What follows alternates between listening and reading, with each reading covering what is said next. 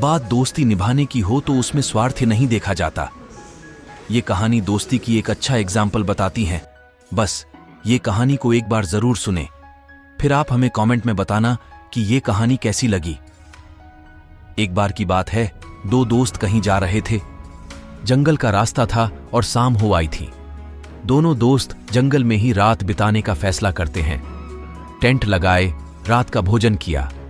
भोजन करते करते किसी बात को लेकर दोनों में बहस शुरू हुई।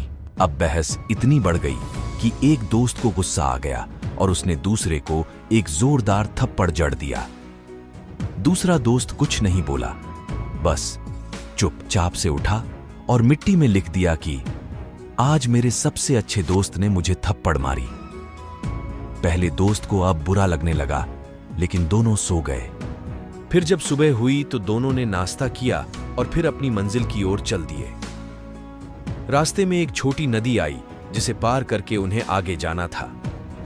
पहला दोस्त तो आराम से नदी पार कर गया, लेकिन दूसरा दोस्त नदी के दलदल में फंस गया। उसने बचाओ बचाओ की आवाज लगाई तो पहला दोस्त किसी तरह बड़ी मुश्किल से उस दलदल से बाहर निकला। जब दोनों दोस्त नदी के उस पार आ गए तो दूसरा दोस्त उठा और पत्थर पर रगड़ रगड़ कर लिखने लगा, आज मेरे सबसे अच्छे दोस्त ने मेरी जान बचाई, क्योंकि थप्पड़ खाने वाला और नदी के दलदल में फंसने वाला एक ही व्यक्ति था। इसलिए पहले वाले ने पूछा, जब मैंने तुम्हें थप्पड़ मारा तो रेत पर जमीन में लिख दिए, लेकिन जब बचाया तो आखिर पत्थर पर क्यों लिख रहे हो?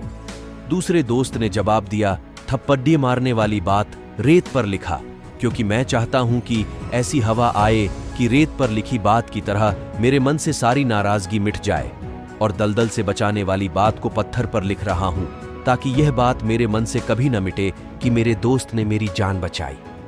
अगर बात दोस्ती निभाने की हो तो ये सब क्या देखना।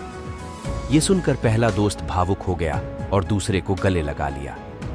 अब दोनों दोस्त खुशी खुशी अपनी मंजिल की ओर बढ़ चले। एकदम ऐसा ही हम सबके साथ होता है। कोई दोस्त या रिश्तेदार या अपने घर का ही कोई सदस्य, चाहे मां या पिता या भाई या बहन, सभी कितना भी हमारे साथ कर दें, लेकिन उनकी एक गलती से भी हम उनसे नाराज हो जाते हैं। हम उनके पुराने त्याग को बिल्कुल भूल जाते हैं। इस कहानी के माध्यम से यही संदेश पहुंचाना चाहता हूं कि जिंदगी में किसी के त्याग को मत भूलिए। हाँ, कभी कभी ऐसा हो जाता है कि हमारे अपनों को ही हमारी सोच के विपरीत बोलना या करना पड़ जाता, लेकिन उनसे मन मुटाव करने से पहले अपने प्रति उनके पुराने त्याग को जरूर याद करिए।